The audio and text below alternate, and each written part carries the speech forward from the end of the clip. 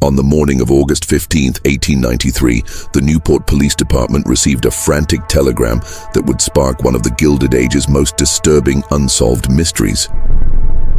23-year-old Evangeline Cunningham, heir to a railroad fortune worth over $40 million, had vanished without a trace from her family's oceanfront mansion during the most exclusive social event of the Newport season.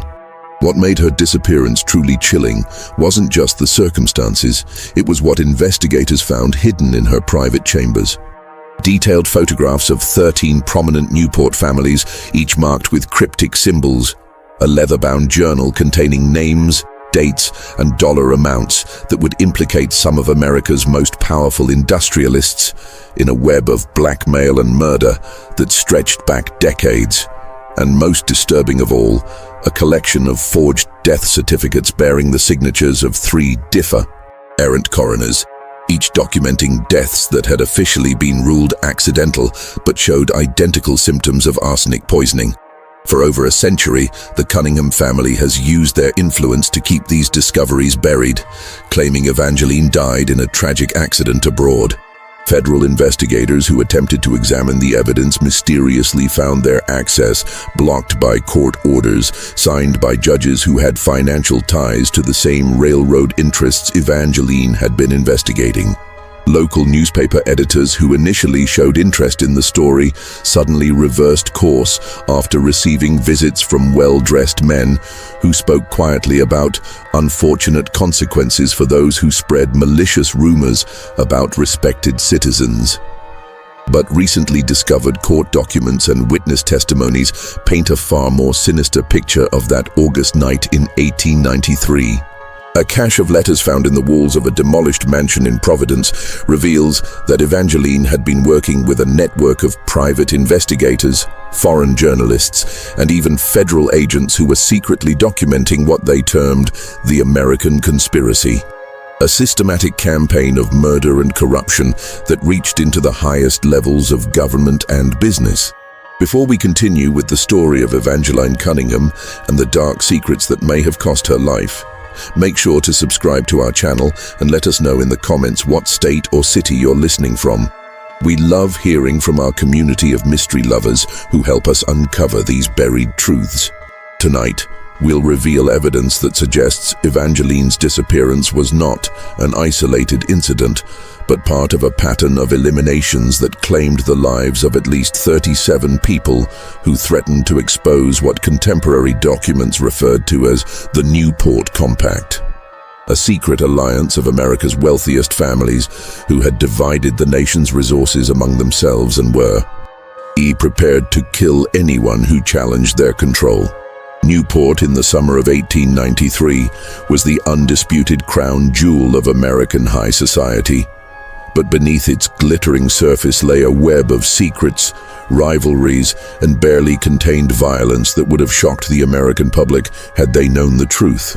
The coastal Rhode Island town had transformed from a modest colonial settlement into what newspapers called America's Monte Carlo, a playground where railroad barons, steel magnates, and shipping dynasties competed to outdo one another in displays of unprecedented wealth.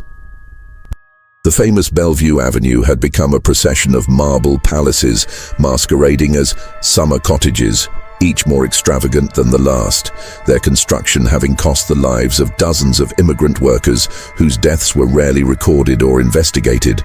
The transformation of Newport into this gilded paradise had been carefully orchestrated by a small group of families who recognized that concentrated wealth required not just business acumen, but also sophisticated methods of social control.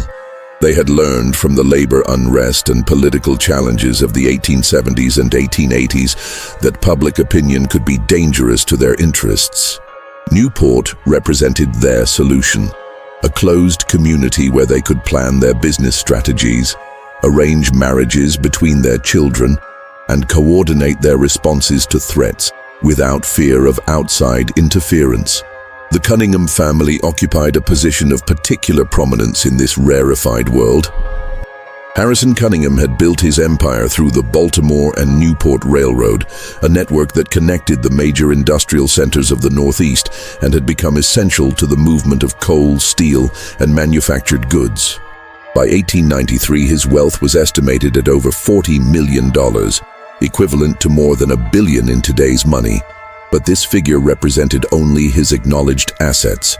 Private banking records that would not be discovered until the 1970s revealed that Cunningham controlled shadow companies worth at least another $20 million, including mining operations in Colorado, timber companies in the Pacific Northwest, and shipping firms that operated under foreign flags to avoid American labor laws.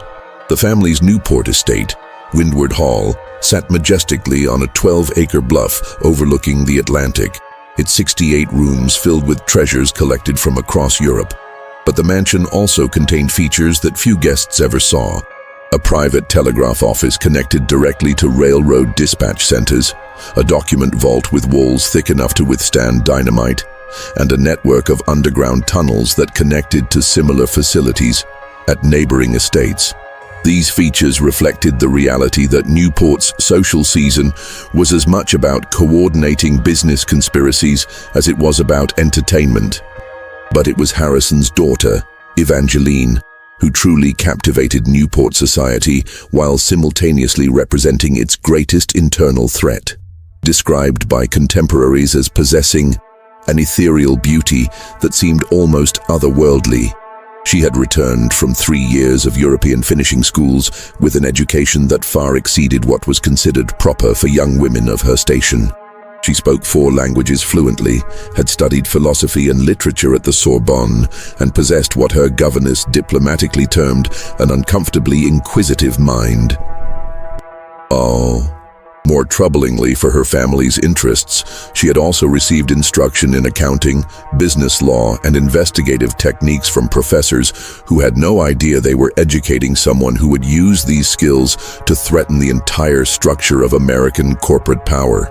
At 23, Evangeline had already rejected marriage proposals from 2 European counts and the son of a Pennsylvania steel magnate, much to her parents' growing frustration. But her rejections were not based on romantic preference. They stemmed from her discovery that each of these suitors had been selected specifically because their families were complicit in the same network of corruption that her father's business empire depended upon. Through careful investigation, she had learned that the European counts were representatives of banking interests that laundered profits from American industrial accidents, while the steel magnate's son was personally responsible for the deaths of over 40 workers in a series of preventable mine collapses. The summer of 1893 had been particularly tense for the Cunningham family, and indeed for all of Newport's elite families. Harrison's health was failing, though few realized that his symptoms matched those of other business leaders who had begun to question the methods of the Newport Compact. Questions about the railroad succession had begun to surface among business partners and competitors alike, particularly because several recent accidents had eliminated potential challenges to Cunningham's control of key transportation routes. Evangeline, as the only heir, would inherit everything, but only if she married before her 25th birthday, according to the terms of her grandfather's will. This legal stipulation had created a sense of urgency that pervaded every social gathering that season, but it had also provided Evangeline with a powerful bargaining position. She had quietly let it be known among her parents' business associates that her cooperation with the marriage requirement might depend upon receiving satisfactory answers to certain questions about the family business operations. The broader context of 1893 added another layer of complexity to Newport's already intricate social dynamics. The nation was gripping with the panic of 1893, a severe economic depression that had begun that spring when the Philadelphia and Reading Railroad Company failed, triggering a cascade of bank failures and business bankruptcies. While the wealthy residents of Newport appeared largely insulated from the financial crisis, many fortunes were quietly crumbling, and several prominent families had been forced to sell their mansions or retreat to smaller quarters, though they maintained their public facades of prosperity.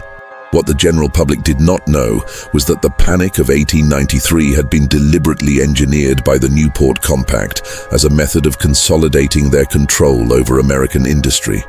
By manipulating credit markets and triggering strategic bankruptcies, they had been able to acquire competitors' assets at fraction of their true value, while their own wealth remained protected through foreign bank accounts and shell companies. In this atmosphere of artificial crisis and hidden desperation, Evangeline Cunningham's massive inheritance had taken on an almost mythical quality among Newport's social circles. The psychological atmosphere of Newport in 1893 was further complicated by the presence of numerous European visitors who had come not merely for social reasons, but as representatives of banking and industrial interests that were seeking to establish footholds in the American economy. Many of these visitors were surprised by the level of violence and intimidation that they discovered among America's business elite. Count Friedrich von Stauffen, a German banker who attended several Newport social events that summer, wrote in his private diary, "The Americans speak of business competition, but what I observe here is more akin to medieval warfare conducted with modern weapons. These people have organized themselves into feudal domains, each protecting its territory through methods that would shock even the most ruthless European industrialists." The Count's observations were particularly astute because he had witnessed several incidents that other guests either missed or chose to ignore. During a garden party at the Pemberton estate, he had observed Theodore Pemberton in heated discussion with a man who appeared to be a federal government official. The conversation ended with Pemberton handing the official a leather briefcase, after which the official departed immediately without participating in the social festivities. When von Stauffen discreetly inquired about the incident, he was told that such exchanges were routine business matters that need not concern social guests. The evening of August 14, 1893, began like countless others in Newport's social calendar, but contemporary accounts suggest that many of the participants were aware they were attending what might be the final act of a drama that had been building for months. The Cunninghams were hosting their annual Summer's End Ball, a tradition that had become one of the most coveted invitations of the season, but also a gathering that served multiple purposes beyond social entertainment. Over 300 guests had been invited to Windward Hall, representing not only the cream of American and European society, but also a carefully selected group of politicians, judges, journalists, and business leaders whose cooperation was essential to maintaining the Newport Compact's control over American commerce. The mansion blazed with electric lights, still a novelty in 1893 and a display of technological sophistication that few private residences could match. The electric system had been installed not merely for illumination, but also to power a private telephone exchange that allowed the Cunningham family to maintain instant communication with railroad dispatch centers, stock exchanges, and telegraph offices across the nation. Chinese lanterns illuminated the terraced gardens that cascaded down toward the ocean, but hidden among the decorative lighting were calcium lights that could instantly illuminate the entire estate grounds if security concerns arose. The guest list for that evening revealed the true nature of Newport's social structure.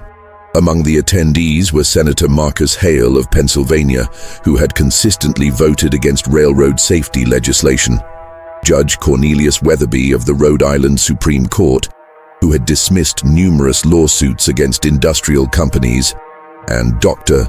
Edmund Sheffield, the state medical examiner whose death certificates had allowed dozens of industrial accidents to be classified as acts of God rather than corporate negligence.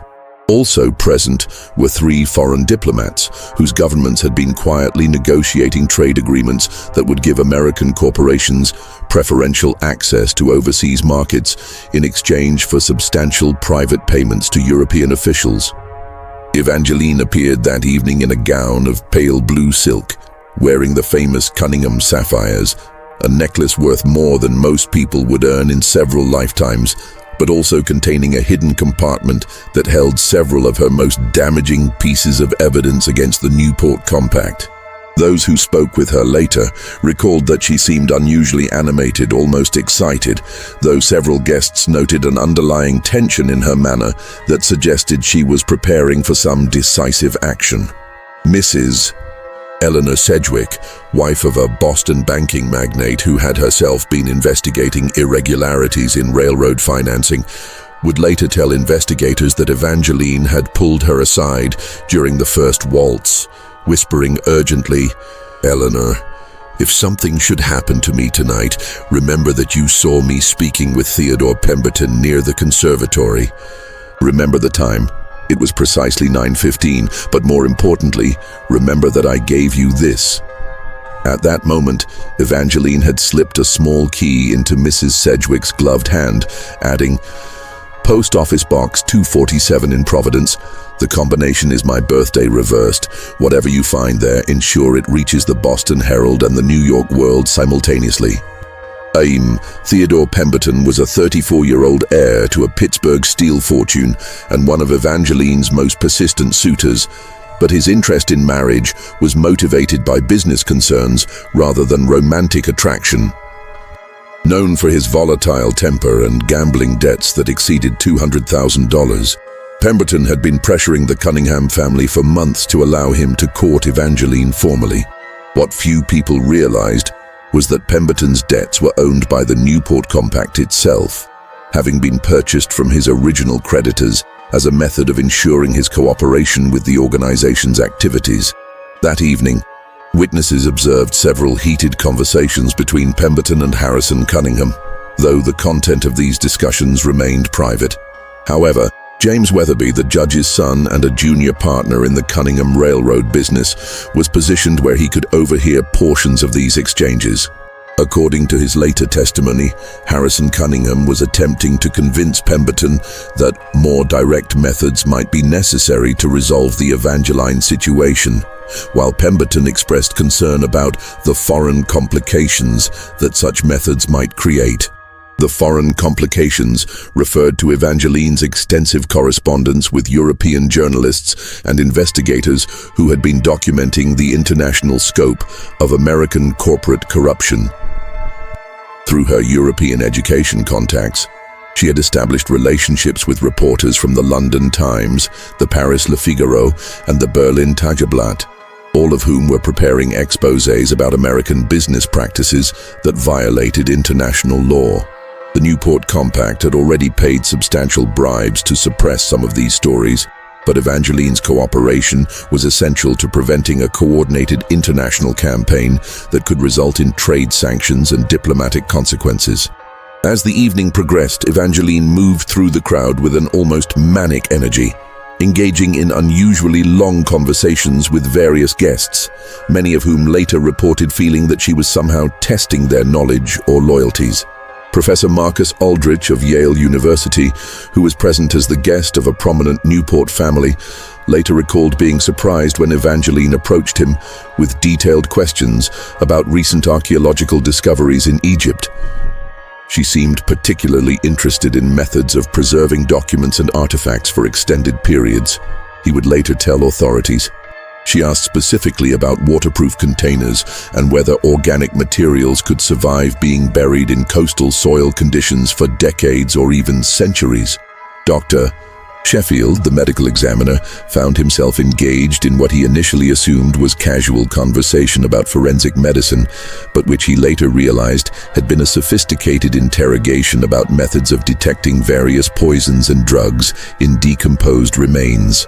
Evangeline had demonstrated knowledge about forensic techniques that far exceeded what any society lady should possess, asking specific questions about how long different substances remained detectable in human tissue and whether certain toxins could be confused with natural diseases.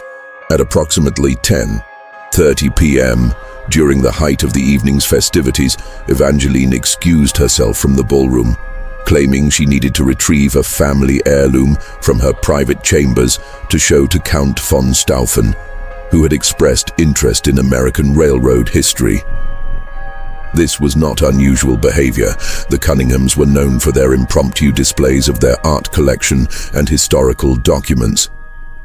However, what was unusual was that Evangeline specifically requested that no servants accompany her, insisting she could manage alone and wanted to select the items personally. What guests did not know was that Evangeline's request to show historical documents to Count von Stauffen was actually a coded signal that she had arranged weeks earlier. The Count was not merely a casual visitor, but a representative of European banking interests who had been investigating American railroad financing irregularities at the request of several German investors who suspected they were being defrauded. Evangeline had been secretly providing him with information about the Newport Compact's international operations, and her mention of retrieving documents was his cue to prepare for the final transfer of evidence that would expose the conspiracy to European authorities. The last confirmed sighting of Evangeline Cunningham was by James Weatherby, who encountered her on the mansion's grand staircase at 10:45 p.m. According to Weatherby's detailed testimony, Evangeline was descending the stairs rapidly, carrying what appeared to be a small leather case or portfolio, but also a larger canvas bag that seemed to contain bulky items. When he offered to escort her back to the ballroom, she declined, saying, "There are some truths that are more important than social propriety, James. Some secrets that can no longer be kept. Your father will understand soon enough what I mean." Weatherby later recalled that Evangeline's manner was not fearful, but rather determined and almost exhilarated, as if she was finally taking action on something she had been planning for a long time. She had also made a cryptic comment about insurance policies that have already been activated, adding that certain letters were posted this afternoon that will ensure the truth survives regardless of what happens to me tonight. When Evangeline failed to return to the ballroom after an hour, her mother, Constance Cunningham, sent servants to check her chambers. They found her room empty, with clear signs of hasty packing. A window overlooking the ocean was open, and several valuable items were missing, including a significant amount of jewelry and cash. Most mysteriously, Evangeline's private safe had been opened. Not forced, but opened with the correct combination, and whatever documents it had contained were gone. However, the servants also discovered evidence that suggested the room had been searched by multiple people after Evangeline's departure. Furniture had been moved slightly, hidden compartments had been located and examined, and even the floorboards showed signs of having been pried up and then carefully replaced. This suggested that whatever Evangeline had taken from her safe, other parties had been aware of its existence and had conducted their own search for additional materials she might have left behind. The immediate response to Evangeline's disappearance revealed the complex web of relationships and rivalries that defined Newport's Gilded Age society, but it also demonstrated the sophisticated methods that America's wealthiest families had developed for controlling information and managing potential scandals. Harrison Cunningham's first instinct was to control the narrative, immediately hiring private investigators from the Pinkerton Detective Agency rather than relying solely on local law enforcement. This decision would later prove crucial, as it allowed the family to suppress evidence that might have led to a swifter resolution of the case, but it also revealed the extent to which local authorities had already been compromised by corporate influence. The Pinkerton agents, led by Detective Captain William Harrington, began their investigation by examining Evangeline's personal effects and interviewing the mansion's staff. What they discovered painted a picture of a young woman who had been leading a far more complex and dangerous life than anyone had suspected. Hidden compartments in her writing desk revealed correspondence with lawyers, bankers, federal investigators, and what appeared to be private detectives from as far away as Chicago, San Francisco, and even London and Paris. The letters discussed irregularities in railroad contracts, falsified safety inspections, systematic bribery of federal officials, and most disturbing of all, coordinated elimination of inconvenient witnesses. Captain Harrington, who had 20 years of experience investigating corporate crimes, later wrote in his private notes that Evangeline's documentary collection was the most comprehensive evidence of systematic corruption he had ever encountered. Her files contained not just accusations and suspicions, but actual copies of forged documents, photographs of secret meetings, and what appeared to be detailed financial records showing the flow of bribe money through various shell companies and foreign bank accounts. More disturbing were the detailed notes Evangeline had been keeping about the personal lives and business activities of Newport's most prominent families. Her private journals, written in a cipher that took the Pinkerton agents 3 weeks to decode with the help of cryptography experts from the Treasury Department, contained damaging information about extramarital affairs, business frauds, political corruption, and what appeared to be an organized conspiracy among several railroad companies to fix prices, eliminate competition, and suppress safety. Investigations. One entry, dated just 2 days before her disappearance, read, "The Pemberton contracts are fraudulent. I now have documentary proof that the steel used in the Baltimore Bridge construction was deliberately substituted with substandard materials to increase profit margins. TP personally approved the substitution, knowing that structural failure was virtually inevitable. The original engineering specifications called for grade A steel throughout, but the delivered materials were grade C with falsified certificates. The engineering consultant who discovered the substitution, Robert Henley, died in a hotel fire 3 days after submitting his report. His replacement, Dr. Marcus Webb, was paid $50,000 to certify the substandard materials as acceptable. The Baltimore Bridge referenced in Evangeline's notes had collapsed 6 months earlier during the morning rush hour, killing 17 workers and injuring dozens more. The official investigation had concluded that the disaster was caused by an unexpected ice storm that had placed unanticipated stress on the structure, but Evangeline's document suggested a far more sinister explanation. If her allegations were true, Theodore Pemberton and potentially other members of Newport society were guilty of premeditated murder disguised as corporate negligence. As Captain Harrington's investigation progressed, he began to uncover a pattern of suspicious accidents and mysterious deaths connected to the various business enterprises controlled by Newport's elite families. In the past 5 years alone, at least 18 individuals who had been involved in investigating railroad safety violations, steel quality issues, financial irregularities, or labor organizing had died under circumstances that, while officially ruled accidental, showed troubling similarities when examined collectively. The most disturbing case involved David Cavendish, a federal railway inspector who had been investigating safety violations on the Baltimore and Newport line just 18 months before Evangeline's disappearance. Cavendish had been found dead in his hotel room in Baltimore, apparently having suffered a heart attack. However, his widow had insisted that her husband was in perfect health and had recently passed a comprehensive medical examination required for his federal employment. More significantly, she revealed that her husband had been receiving threatening letters for weeks before his death and had recently purchased a substantial life insurance policy after confiding to her that he had discovered evidence of a conspiracy that reached into the highest levels of government and business.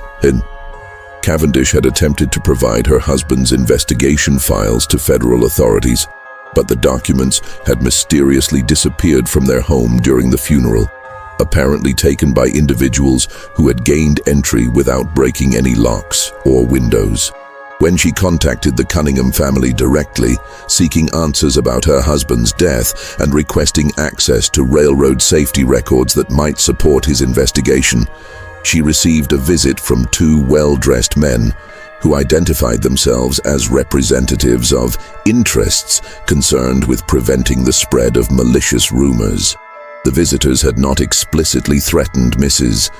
Cavendish, but they had made it clear that her husband's investigation had been based on misunderstandings and incomplete information that could result in unfortunate legal consequences if she continued to make accusations against respected business leaders.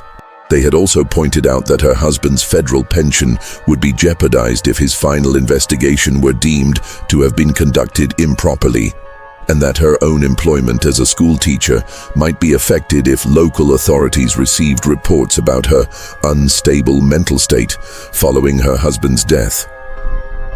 Shortly after this visit, Mrs. Cavendish received a substantial anonymous payment that arrived with a note suggesting she would be wise to abandon her inquiries and relocate to a different city where she could start fresh without the burden of painful memories. She had complied, moving to Oregon and never speaking publicly about her husband's death again, but not before secretly providing copies of his remaining investigation notes to a journalist friend who had promised to continue the investigation. That journalist, Michael O'Connor of the Baltimore Sun, had begun his own investigation into railroad safety violations, but his efforts had been systematically obstructed by officials who claimed that relevant documents had been misfiled or destroyed in routine housekeeping. When O'Connor attempted to interview other federal inspectors, he discovered that several had been transferred to remote locations, while others had been promoted to positions where they no longer had access to operational safety data. O'Connor's investigation had also revealed that the pattern of inspector deaths extended beyond the Cavendish case. In the past 3 years, 7 federal inspectors working on railroad safety issues had died in circumstances that, while individually plausible, formed a statistically impossible pattern when considered together. 3 had suffered heart attacks despite having no prior cardiac problems. 2 had died in hotel fires that destroyed their investigation files. 1 had drowned under circumstances that suggested he had been drugged before entering the water, and 1 had been killed in what appeared to be a random robbery that occurred just days before he was scheduled to testify before a congressional committee. About safety violations. The most chilling discovery in Evangeline's files was a document that appeared to be a price list for various services provided by what was termed the Newport Adjustment Bureau. The document, written in code but with a key that Evangeline had apparently broken, listed fees for permanent solutions to persistent problems, accidental resolution of inconvenient situations, and comprehensive reputation management services. The prices range from $5,000 for simple intimidation to $50,000 for permanent elimination with complete documentary cleanup. Captain Harrington's investigation of this document led him to discover that the Newport Adjustment Bureau was apparently a real organization, operating out of offices in New York, Chicago, and San Francisco, that provided what it advertised as discreet consulting services for industrial concerns. However, when Harrington attempted to investigate the organization directly, he found that its offices were closed, its staff had disappeared, and its business records had been removed from all official repositories. 3 weeks after Evangeline's disappearance, Captain Harrington made a discovery that would fundamentally alter the direction of the investigation and reveal the true scope of the conspiracy that Evangeline had been documenting. While examining the grounds of Windward Hall with greater scrutiny, using techniques he had learned during his military service in tracking hidden enemy positions, he noticed that the soil in a particular section of the estate's extensive gardens showed signs of having been recently disturbed. The area was located near the mansion's conservatory, close to where Evangeline had reportedly been seen speaking with Theodore Pemberton earlier in the evening. But it was also positioned where it could be observed from several windows of the mansion, suggesting that whoever had disturbed the soil had been either extremely bold or confident that they would not be interrupted. Using specialized excavation techniques that were just beginning to be employed in criminal investigations, Harrington and his team carefully excavated the site. What they found was not Evangeline's body, but something equally significant and far more dangerous to the perpetrators. A waterproof metal container buried approximately 4 feet underground, wrapped in oiled canvas and sealed with wax to prevent moisture damage. Inside were copies of the documents that had disappeared from Evangeline's safe, along with additional materials that painted an even more damning picture of corruption among Newport's elite families and revealed the international scope of their criminal activities. The buried archive contained detailed financial records showing systematic embezzlement from the Baltimore and Newport Railroad's worker pension fund, forged safety inspection certificates for at least 12 major construction projects across the Northeast, evidence of bribery involving federal officials, judges, and local politicians, and most shocking of all, detailed correspondence with European criminal organizations that specialized in what the documents euphemistically termed industrial problem resolution. According to Evangeline's documentation, what she had labeled the Newport Compact was not merely a business conspiracy, but an American branch of an international network of wealthy families who had been coordinating their activities across national borders since the 1870s. The compact included the Cunninghams, the Pembertons, and 5 other American families, but it also maintained formal relationships with similar organizations in England, Germany, France, and even Russia. These international connections allowed them to launder money, hide assets, eliminate inconvenient individuals in multiple countries, and manipulate commodity markets on a global scale. The most detailed document in the archive was a comprehensive organizational chart that revealed the full structure of the Newport Compact's operations. At the top level were the 7 American families, each controlling specific industrial sectors: railroads, steel production, coal mining, shipping, banking, textiles, and agricultural commodities. Below them were dozens of subsidiary organizations, private detective agencies, legal firms, medical practices, newspaper companies, and what appeared to be several funeral establishments that specialized in discreet body disposal.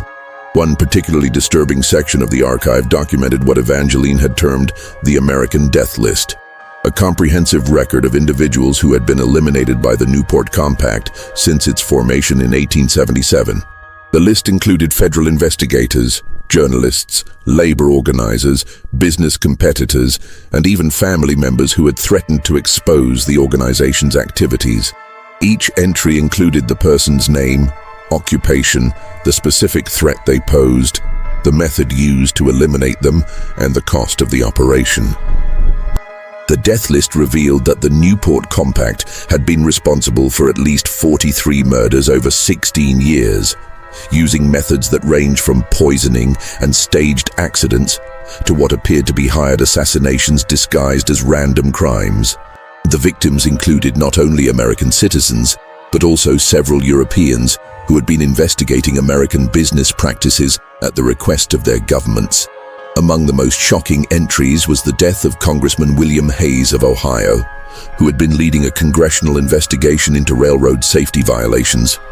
Hayes had died in 1891 of what was officially ruled a heart attack, but the archive revealed that he had been poisoned with a substance that mimicked cardiac failure, administered during a dinner at the Union Club in Washington that had been attended by several Newport Compact members. Another entry documented the elimination of Sarah Mitchell, a journalist for the Chicago Tribune who had been investigating connections between industrial accidents and political corruption. Mitchell had died in a hotel fire that destroyed not only her life, but also her investigation files.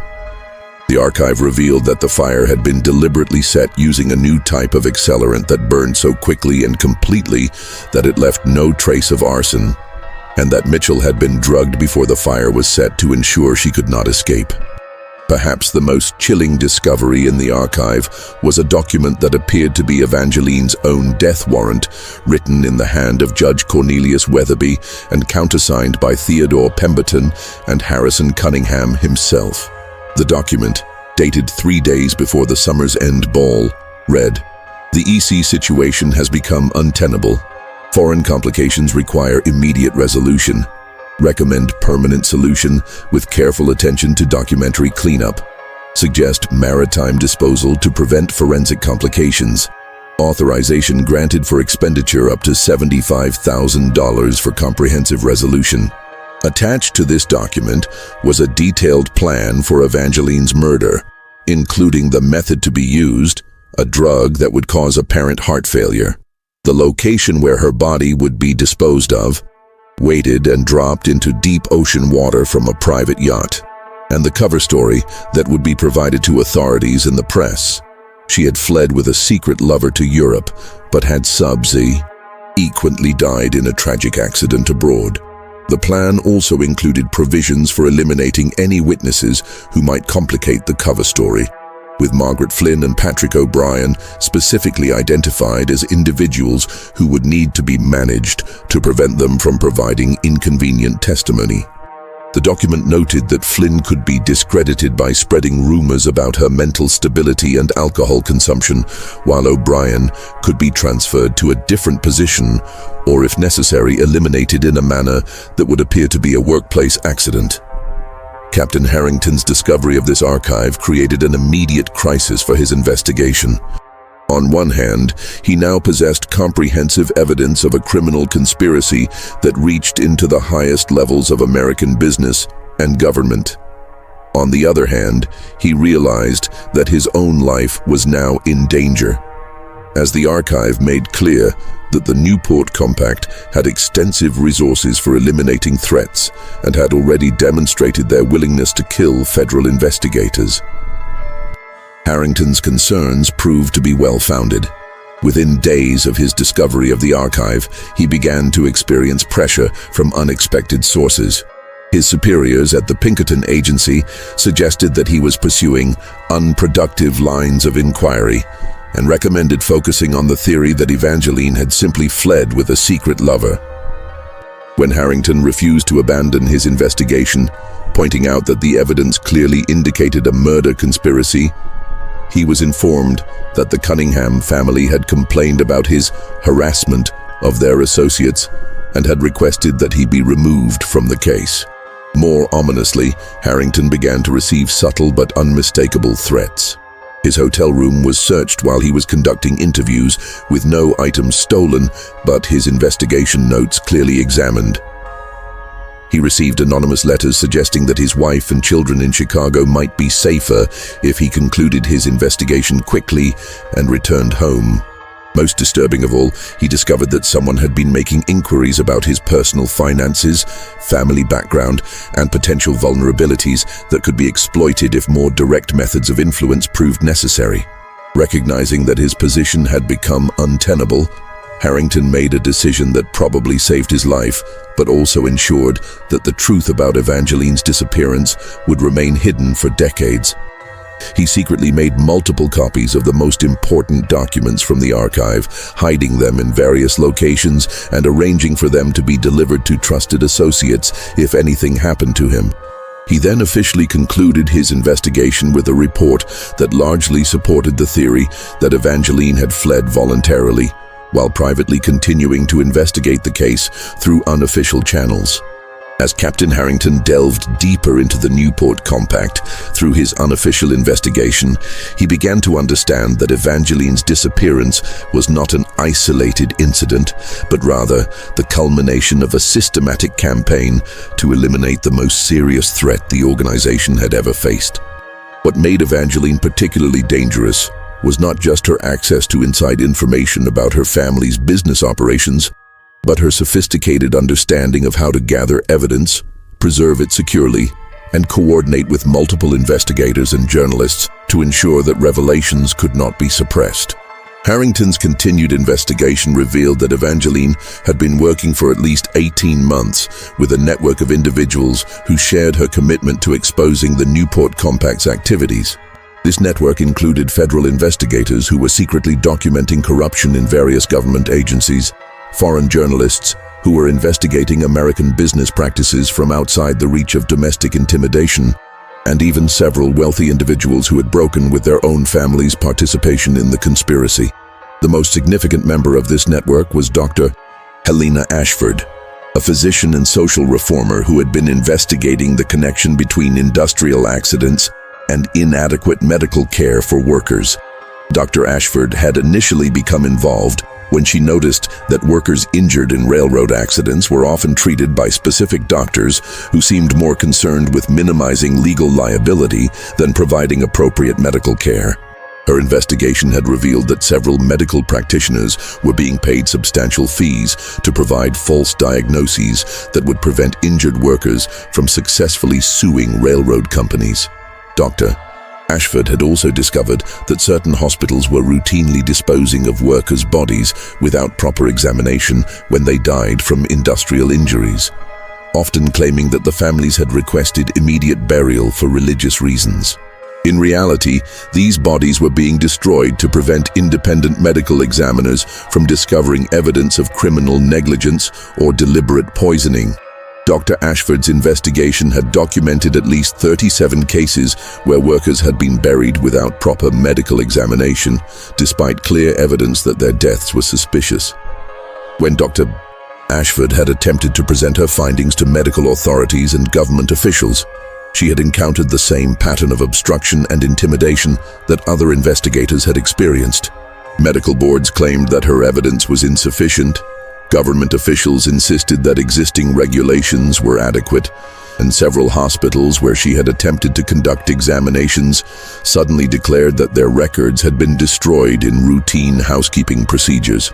More seriously, Dr. Ashford had begun to receive threats that became increasingly specific and personal. Anonymous letters warned her that lady doctors who interfere in matters beyond their understanding might find their medical licenses revoked, their reputations destroyed, or their personal safety compromised. When these threats failed to deter her investigation, she discovered that rumors were being spread about her professional competence and personal morality, clearly designed to discredit her work and isolate her from potential allies. Dr. Ashford's connection to Evangeline had begun when the young heiress approached her with questions about detecting poisons in human remains. Evangeline had presented herself as a wealthy dilettante with an interest in forensic medicine, but Dr. Ashford quickly realized that her visitor possessed sophisticated knowledge about criminal investigation techniques and was seeking information for specific practical purposes. Over several months, the two women had developed a collaborative relationship, with Dr. Ashford providing medical expertise while Evangeline contributed financial resources and access to business information. Their partnership had proven remarkably effective, allowing them to document the full scope of the Newport Compact's activities with a level of detail and scientific rigor that individual investigators could never have achieved. Dr. Ashford's medical knowledge enabled her to identify patterns of suspicious deaths that might otherwise have been missed, while Evangeline's business connections allowed her to trace financial relationships and document the flow of bribe money through various corporate entities. However, their collaboration had also made both women extremely dangerous to the Newport Compact, which had responded with increasingly sophisticated efforts to neutralize their investigation. Dr. Ashford discovered that medical colleagues were being pressured to avoid associating with her. Patients were being warned that she was mentally unstable, and hospitals were being told that employing her might result in the loss of funding from wealthy philanthropists. More ominously, Dr. Ashford began to experience incidents that suggested her personal safety was under threat. Her home was burglarized twice, with no valuables stolen, but her medical records and investigation files carefully examined. She received anonymous letters containing detailed information about her daily routines, clearly indicating that she was under surveillance. Most disturbing of all, she discovered that someone had attempted to tamper with her medical supplies, substituting dangerous substances for legitimate medications in a manner that could have resulted in the accidental poisoning of her patients. As the pressure on both women intensified, they had developed increasingly sophisticated methods of protecting their investigation and ensuring that their evidence would survive even if they were eliminated. Evangeline had established the network of safety deposit boxes and foreign contacts that Captain Harrington had discovered, while Dr. Ashford had created her own system of hidden archives and automatic disclosure procedures. However, their most important innovation was the development of what they termed the insurance policy, a comprehensive document that not only detailed the Newport Compact's criminal activities, but also provided evidence of the organization's efforts to suppress investigation and eliminate witnesses. This document was designed to be so damaging and comprehensive that its release would inevitably result in federal investigations, international diplomatic consequences, and criminal prosecutions that could not be suppressed through bribery or intimidation. The insurance policy contained not only documentation of past crimes, but also evidence of ongoing criminal activities and detailed predictions about future crimes that the Newport Compact was planning. This predictive element was crucial because it meant that if Evangeline and Dr.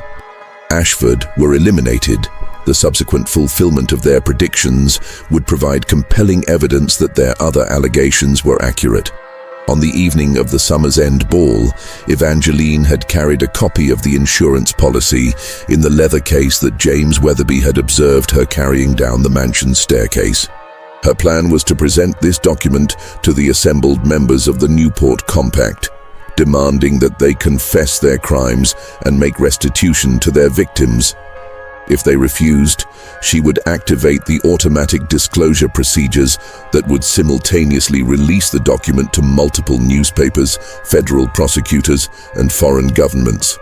What Evangeline had not anticipated was that the Newport Compact had developed their own intelligence network that had been monitoring her activities and had discovered at least some of her preparations.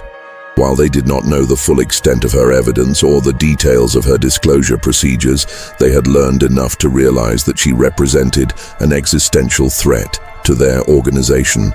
This intelligence had led to the decision, documented in Judge Weatherby's authorization, to eliminate her permanently rather than attempting further negotiation or intimidation.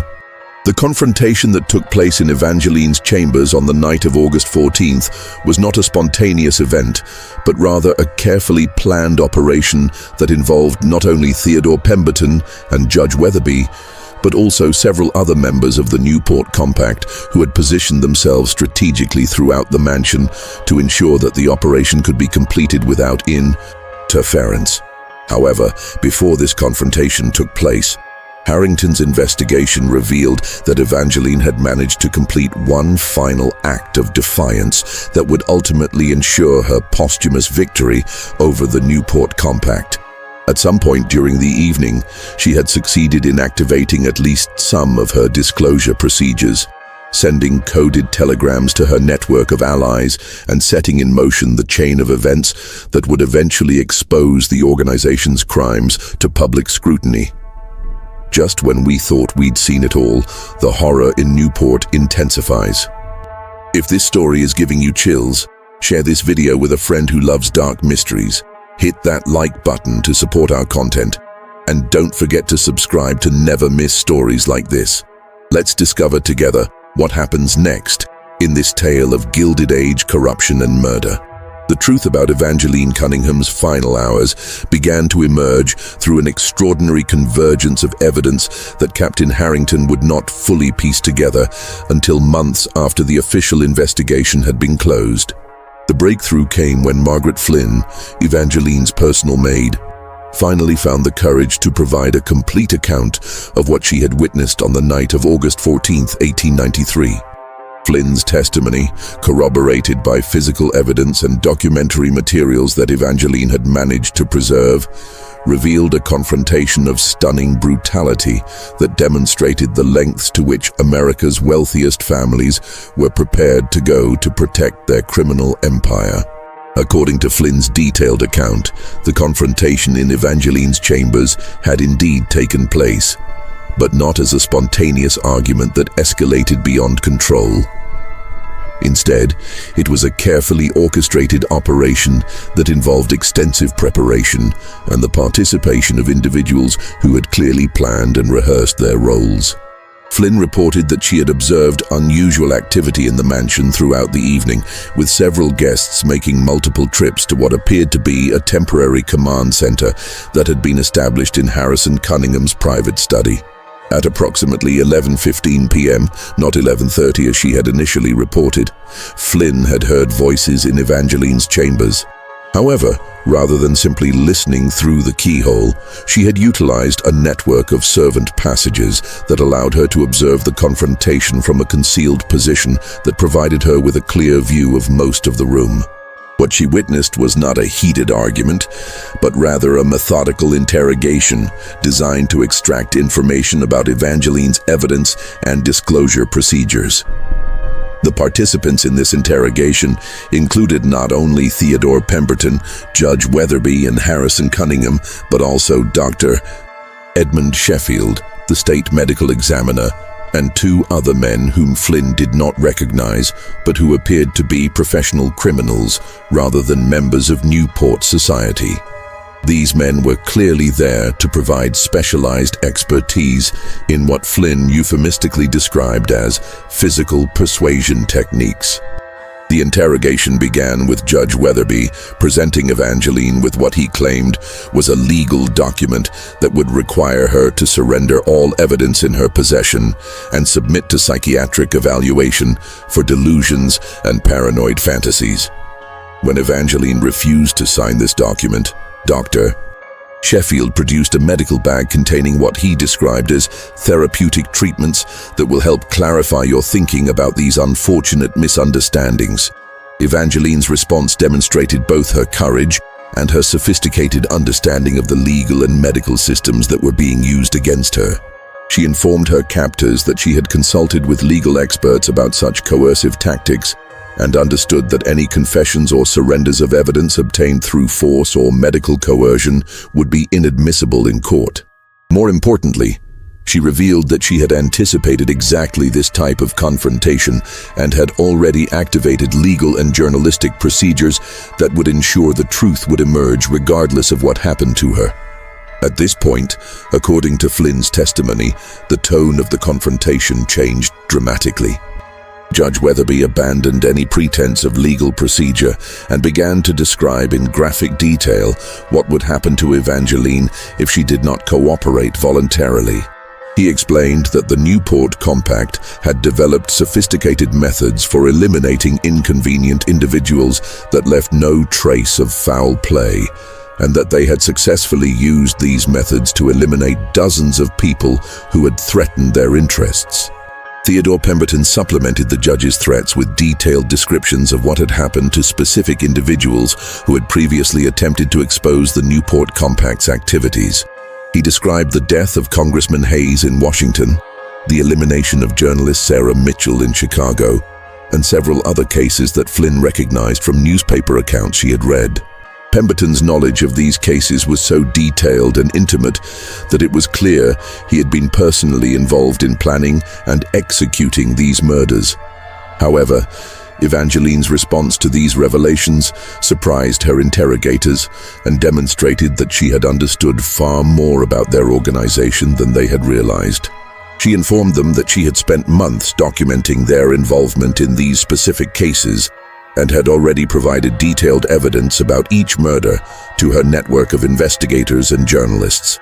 She also revealed that she possessed evidence of their international connections, including correspondence with European criminal organizations and documentation of murders that had been committed in foreign countries.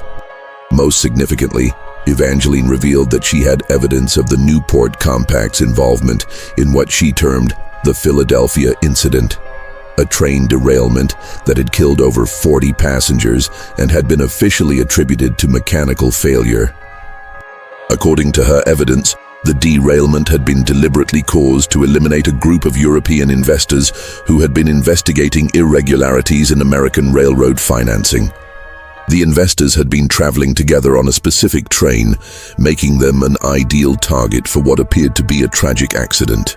The revelation about the Philadelphia incident created what Flynn described as a moment of absolute silence in the room, as the interrogators realized that Evangeline possessed evidence of their most carefully concealed crime.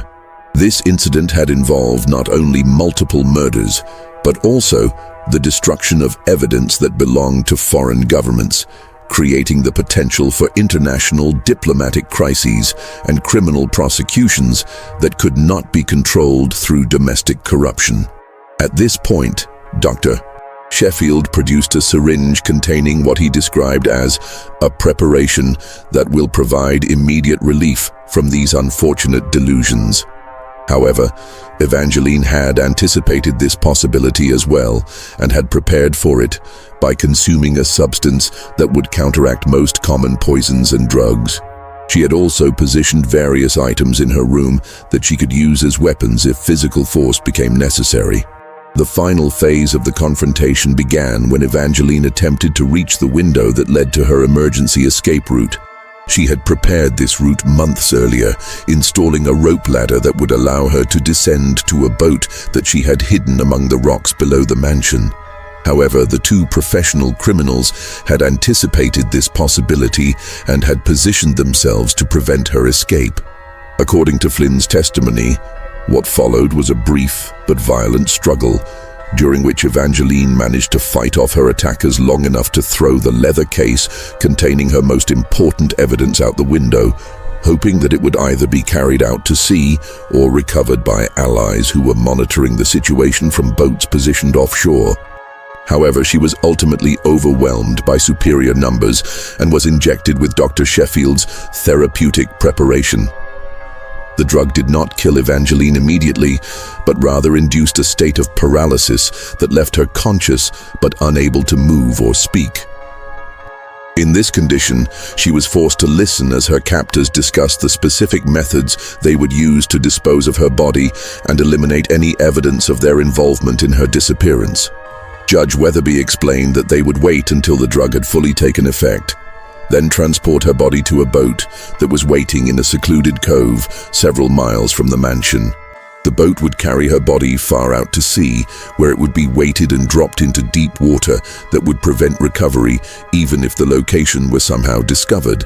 Her personal effects would be distributed in various locations to create the impression that she had fled voluntarily, while forged documents would be created to support the cover story that she had died in a tragic accident in Europe after eloping with a secret lover. However, even as she lay paralyzed and helpless, Evangeline managed to achieve one final victory over her murderers. Flynn observed that she was wearing a special ring that contained a hidden compartment and that she somehow managed to activate a mechanism that released a small amount of chemical powder into the air. This powder had been designed to react with specific substances to create a distinctive odor that would be detectable for several days, even after attempts to clean the room. More importantly, Flynn realized that the powder had been formulated to adhere to clothing and skin, meaning that anyone who was present during its release would carry traces of the chemical for weeks afterward. This would provide evidence that could potentially identify Evangeline's murderers if investigators were sophisticated enough to detect and analyze the chemical traces.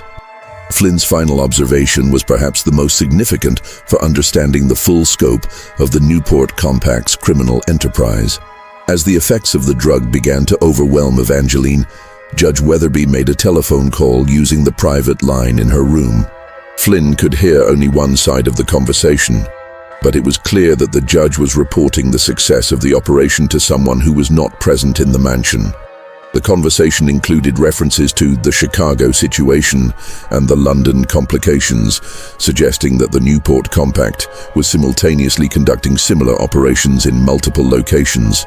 Flynn heard the judge say, "The primary asset has been secured, and the documentation issue has been contained.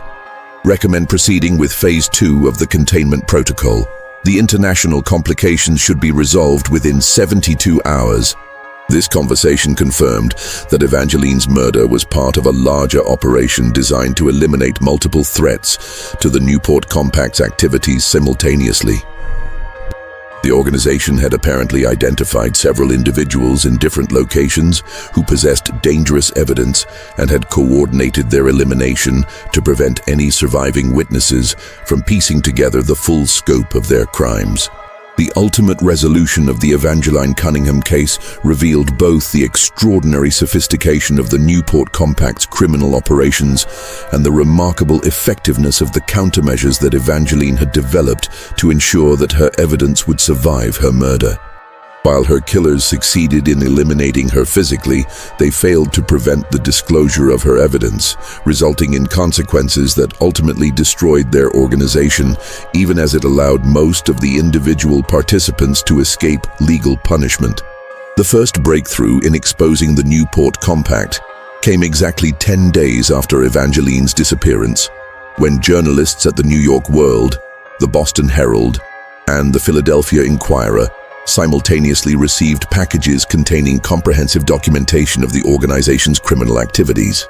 These packages had been mailed from multiple post offices across New England using a system that Evangeline had developed to ensure that even if some deliveries were intercepted, enough evidence would reach its intended recipients to guarantee exposure. The packages contained not only copies of the Newport Compact's internal documents, but also detailed analyses that Evangeline had prepared with the help of Dr. Ashford and other collaborators. These analyses demonstrated connections between apparently unrelated deaths, explained the methods used to corrupt government officials and medical examiners, and provided a comprehensive organizational chart that revealed the full scope of the conspiracy. Most significantly, the packages included predictions about specific actions that the Newport Compact would take in response to Evangeline's disappearance. These predictions proved remarkably accurate, as the organization's efforts to suppress investigation and eliminate witnesses followed patterns that Evangeline had anticipated based on her study of their previous operations. When these predictions were fulfilled with precise accuracy, they provided compelling evidence that Evangeline's other allegations were equally reliable. The newspaper investigations that followed generated enormous public outrage and political pressure that even the Newport Compact's extensive corruption network could not completely suppress. Federal prosecutors were forced to open investigations, congressional committees demanded hearings, and international diplomatic pressure began to mount as European governments realized that their citizens had been murdered by American business interests. However, the legal consequences for individual members of the Newport Compact were surprisingly limited, demonstrating the extent to which wealth and political influence could shield criminals from prosecution, even when their crimes were extensively documented and publicly revealed. Harrison Cunningham died of what was officially reported as a heart attack just 2 weeks after the first newspaper stories appeared, though the rapid onset of his symptoms and the circumstances of his death were consistent with poisoning. His death eliminated the prosecutor's most important potential witness and made it difficult to pursue charges against other organization members. Theodore Pemberton fled to Argentina just days before federal marshals arrived to arrest him, using financial resources and transportation networks that the Newport Compact had established for exactly such emergencies. He lived under an assumed name on a remote estate until his death in 1923, never returning to the United States but continuing to coordinate with other organization members through encrypted correspondence and financial transfers. Judge Weatherby was quietly removed from the bench and retired to a private estate in California, officially due to health concerns, but actually as part of a negotiated agreement that allowed him to avoid prosecution in exchange for providing limited information about the organization's judicial corruption activities. However, the information he provided was carefully selected to protect the most important participants while sacrificing lower-level associates who had become liabilities. Dr. Sheffield, the medical examiner, committed suicide rather than face prosecution, but not before destroying extensive records that would have provided evidence of his involvement in covering up numerous murders. His death was itself suspicious, as he was found in his office with a gunshot wound that could have been either self-inflicted or administered by someone seeking to prevent him from revealing information about other organization members. Of the 7 families identified as Newport Compact members, only 2 faced serious legal consequences, and even these were limited to financial penalties and social ostracism rather than criminal prosecution. 3 family patriarchs died under suspicious circumstances within months of the revelations, apparently victims of the same elimination methods they had used against their own enemies. The remaining families used their wealth and political connections to avoid prosecution, though their reputations were permanently damaged and their business operations were severely disrupted. The most tragic aspect of the case was the systematic elimination of witnesses and potential informants that followed the public revelations. Margaret Flynn, whose testimony had been crucial to understanding Evangeline's fate, disappeared shortly after giving her statement to investigators. She was reportedly seen boarding a train to Chicago, carrying a suitcase and what appeared to be a substantial amount of cash, but no further trace of her was ever found, despite extensive searches by both law enforcement and private investigators. Patrick O'Brien, the night watchman whose observations had corroborated Flynn's testimony, died in what was ruled an accidental drowning 3 months after the investigation concluded. However, the circumstances of his death, he was found in a mill pond despite being an experienced swimmer who had no reason to be in that location, suggested that he had been murdered to prevent him from providing additional testimony. Dr. Helena Ashford, who had been Evangeline's primary collaborator in documenting the Newport Compact's activities, survived longer than most witnesses, but was ultimately eliminated in a manner that demonstrated the organization's sophisticated methods. She died in what appeared to be a laboratory accident, apparently overcome by chemical fumes while conducting research. However, investigation of the accident revealed that her laboratory's ventilation system had been deliberately sabotaged in a manner that required extensive technical knowledge and careful planning.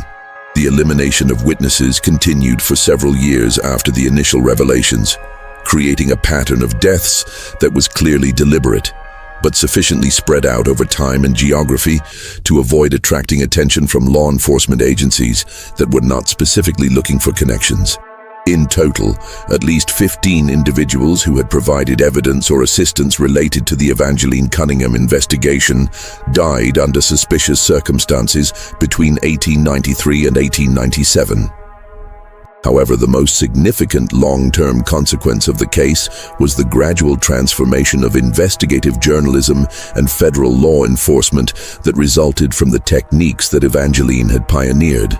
Her methods of gathering evidence, preserving it securely, and coordinating with multiple investigators and journalists became standard practices for reporters investigating powerful interests. Several prominent journalists of the early 20th century cited the Newport Compact expose as their inspiration for entering the field and credited Evangeline's techniques with making their own investigations possible. The federal government also began to develop more sophisticated methods for investigating corporate crimes and political corruption, partly in response to the evidence that the Newport Compact had been able to operate for over 15 years without detection, despite committing dozens of murders and stealing millions of dollars. New agencies were created with specialized expertise in financial crimes, interstate criminal conspiracies, and the corruption of government officials. Perhaps most importantly, the international diplomatic consequences of the case led to the development of new treaties and agreements designed to prevent American businesses from committing crimes against foreign citizens with impunity. Several countries established special investigative units to monitor American business activities within their borders, and international cooperation in criminal investigations was significantly enhanced. The Cunningham fortune was eventually inherited by distant relatives who had no connection to the railroad business and no knowledge of the Newport Compact's activities. These relatives sold most of the family's business interests and used the proceeds to establish charitable foundations focused on worker safety and industrial accident prevention. A fitting memorial to the 17 workers who had died in the Baltimore Bridge collapse and the dozens of other victims of corporate negligence. Windward Hall, the mansion where Evangeline had been murdered, was sold and converted into a luxury hotel, though the business struggled due to persistent reports of unexplained phenomena in the rooms that had once been Evangeline's private chambers. Guests reported hearing voices in the walls, finding documents that would disappear when examined closely, and experiencing dreams that seemed to contain detailed information about historical events they had no way of knowing. The mansion was eventually demolished in 1932 after a suspicious fire that destroyed most of the building, including the room where Evangeline had died. The leather case that Evangeline had thrown from her window during her final struggle was never officially recovered, despite extensive searches of the coastline and ocean floor. However, there are persistent rumors that it was actually found by local fishermen who recognized its importance and secretly turned it over to federal investigators. According to these rumors, the case contained evidence of even more extensive corruption, possibly involving federal politicians, Supreme Court justices, and international business conspiracies that extended far beyond the Newport Compact's American operations. Some historians believe that this additional evidence was suppressed by federal authorities, who concluded that its revelation would cause such extensive political and economic disruption that it would threaten the stability of the American government itself. According to this theory, certain government officials made a calculated decision to prosecute lower-level participants in the Newport Compact while protecting higher-level figures whose exposure would have created unmanageable political crises. The most persistent mystery surrounding the case concerns the ultimate fate of what Evangeline had termed the insurance policy. The comprehensive document that detailed not only past crimes, but also predicted future activities of the Newport Compact. While portions of this document were clearly included in the materials that reached newspapers and prosecutors, there are indications that additional sections existed that were never publicly revealed. Contemporary observers noted that several specific predictions included in the revealed portions of the insurance policy were fulfilled with remarkable precision in the years following Evangeline's death. But other predictions that were referenced in private correspondence were never publicly disclosed. This suggests that some portions of the document may have been suppressed by authorities who recognized that their revelation would have consequences extending far beyond the prosecution of the Newport Compact members. In the end, Evangeline Cunningham's story serves as both an inspiration and a warning about the possibilities and limitations of individual courage in confronting systematic corruption. Her sophisticated understanding of criminal investigation techniques, her ability to build networks of allies and collaborators, and her careful preparation of evidence preservation and disclosure procedures enabled her to achieve a posthumous victory over her murderers that would have been impossible for less prepared and resourceful individual. However, her story also demonstrates the brutal effectiveness of organized wealth and power in protecting itself through violence and intimidation. Even though her evidence ultimately exposed the Newport Compact's activities and led to the destruction of their organization, most of the individual participants escaped serious punishment and continued to live comfortable lives supported by wealth that had been accumulated through murder and theft. Perhaps the most important lesson of the Evangeline Cunningham case is that the struggle between justice and corruption is not a single battle that can be won or lost definitively, but rather an ongoing conflict that requires constant vigilance and courage from individuals who are willing to risk their personal safety for the greater good. Evangeline's sacrifice contributed to improvements in worker safety, government accountability, and journalistic independence that benefited millions of people. But the fundamental systems that enabled the Newport Compact to operate, the concentration of wealth and power in the hands of a small elite, remained largely unchanged. This mystery shows us that even in the face of overwhelming corruption and violence, individual conscience and courage can make a difference. The truth has a way of surviving, even when powerful forces attempt to bury it beneath layers of money, influence, and intimidation. Evangeline Cunningham's evidence survived her murder and ultimately achieved the justice she had sought, though at a cost that demonstrates the true price of challenging entrenched power. What do you think of this story? Do you believe everything was revealed, or might there be more secrets still hidden in the archives of America's wealthiest families? The techniques that Evangeline developed for investigating corporate crimes are still used by journalists and law enforcement agencies today, suggesting that her legacy continues to threaten those who would use wealth and power to exploit and harm others. Leave your comment below about what you think really happened to that missing leather case and whether similar conspiracies might still be operating today. If you enjoyed this tale and want more historical mysteries like this, subscribe, hit the notification bell, and share with someone who loves dark stories from America's past. See you in the next video.